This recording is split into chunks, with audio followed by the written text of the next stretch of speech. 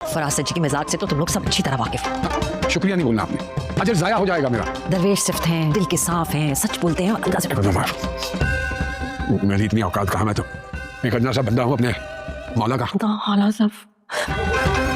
कैसे कर लेते हैं आप ऐसे फरासत? कैसे कर लेते हैं? कैसे कर लेते हैं? कैसे कर लेते हैं? कैसे कर लेते हैं? तो क्या करूँ, मेरे अल्लाह ने बनाया ही मेरा दिल इतना नरम है।